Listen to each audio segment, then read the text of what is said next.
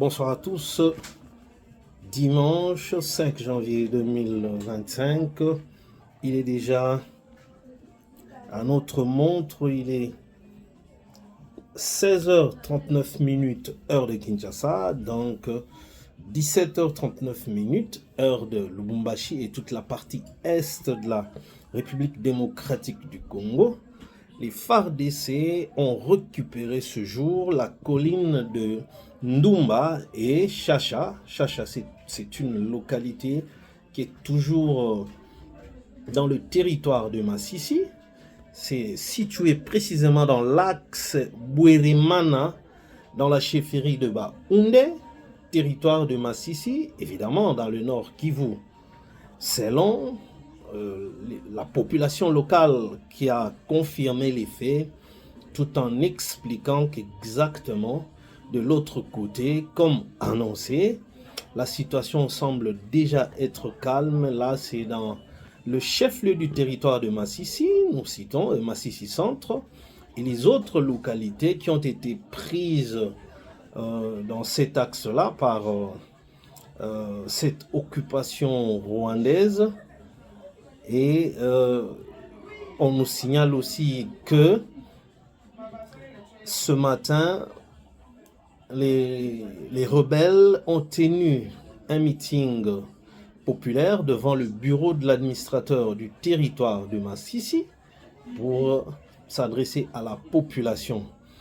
Alors que de l'autre côté, les FARDC ont poussé parce que les rebelles voulaient engager encore des hostilités sur cet axe-là qui déboucherait sur Chacha ainsi que la colline de Ndumba, qui est une colline aussi stratégique par le fait de sa situation. Donc les hauteurs font que ceux qui en occupent ont la facilité de prendre l'ennemi qui viendrait dans les vallées. Donc c'est un peu une géographie très compliquée. Donc c'est une région montagneuse. Donc voilà un peu la situation que connaît cette partie de la RDC en ce jour du 5 janvier 2025. Donc nous réitérons notre souhait et nos voeux derrière l'armée loyaliste, de manière à ce que cette guerre ne connaisse pas une expansion d'une province à une autre, ce qui va évidemment donner une autre allure, car plus les choses risqueraient d'évoluer, eh bien, même ceux qui sont derrière tout ceci, ils vont pas se fatiguer à soutenir cette entreprise criminelle qui sème désolation, parce que les populations ont fui de Minova pour se rendre là où les FARDC venaient de récupérer, notamment à Chacha ainsi que la colline de Ndumba. Question d'être en sécurité parce que la population n'est pas du tout rassurée avec les nouveaux occupants des différentes localités. Donc, parce que ceux qui sont là comme étant des Congolais n'ont pas mot. C'est évidemment, tout est commandé par les officiers rwandais de l'armée rwandaise, pour ne pas dire Paul Kagame. Alors, une note aussi inquiétante, c'est que il a été signalé par plusieurs sources concordantes que les opérations pour la prise de Massissi Centre, qui est le chef-lieu du territoire de Massissi, ont été dirigées par un ancien Bernard Biamungu. Bernard Biamungu, c'est un récidiviste. Lors des dernières batailles à l'époque de Joseph Kabila, il avait été arrêté parmi tant d'autres officiers militaires qui avaient fait défection des rangs des FARDC pour se rallier à la rébellion. Et ils étaient ainsi condamnés par la justice militaire. Et heureusement pour lui, il est de ceux-là, donc les dirigeants militaires du M23 qui avaient bénéficié d'une mesure du président de la République. Bon, on accuserait ainsi son conseiller ou celui qui avait en charge la coordination de suivi pour le mécanisme d'Addis Abeba. On cite Claude Ibalanki. C'est celui-là qui avait sollicité que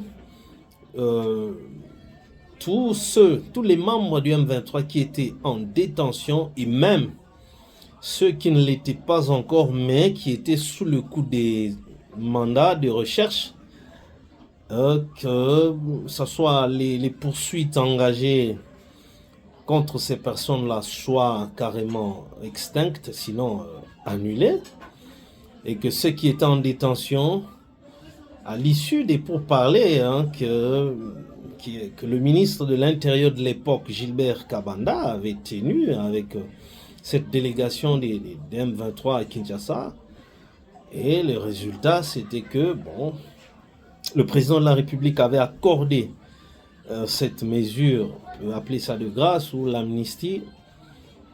C'est comme ça que monsieur Bernard Biamungu s'est retrouvé en liberté et il a eu encore le temps d'aller rejoindre les M23 quand ils ont repris leurs hostilités contre la RDC.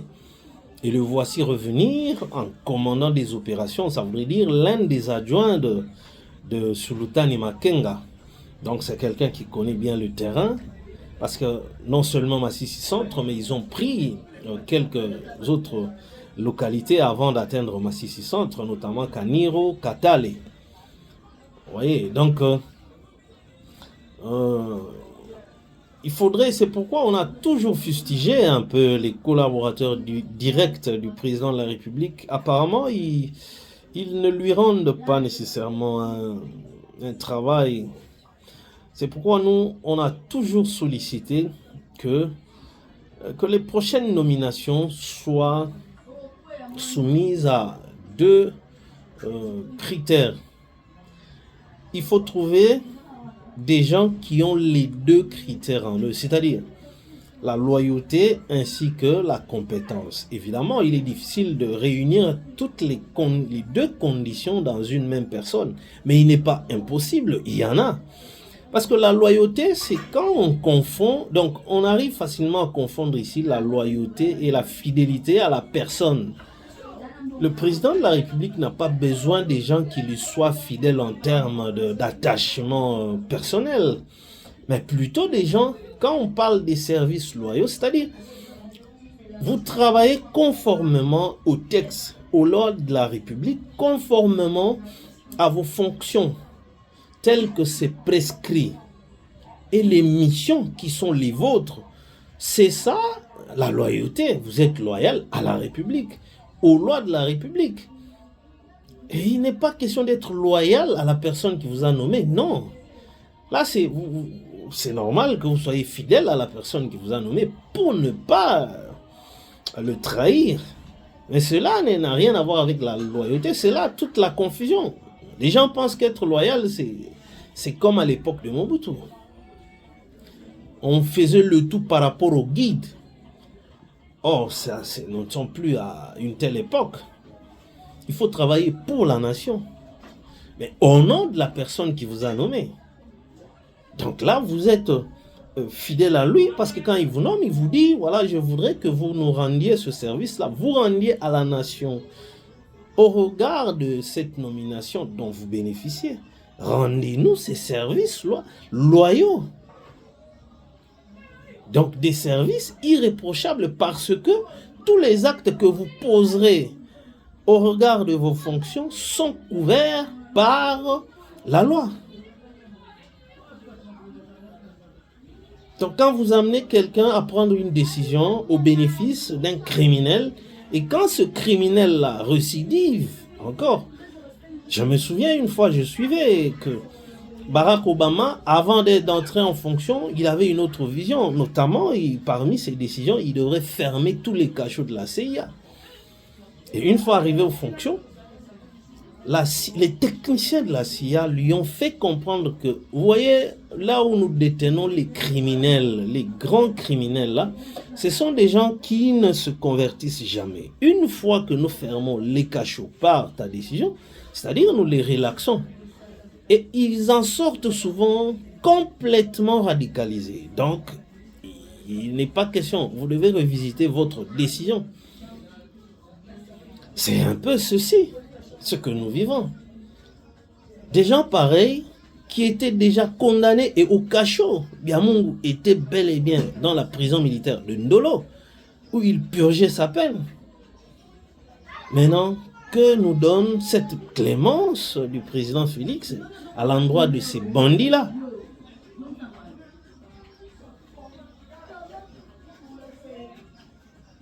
C'est tout ce qu'on peut récolter de ces gens-là. De même, quand il a cherché à être de bonne foi envers Kagame, sans tenir compte de sa nature en tant que personne de cette origine-là.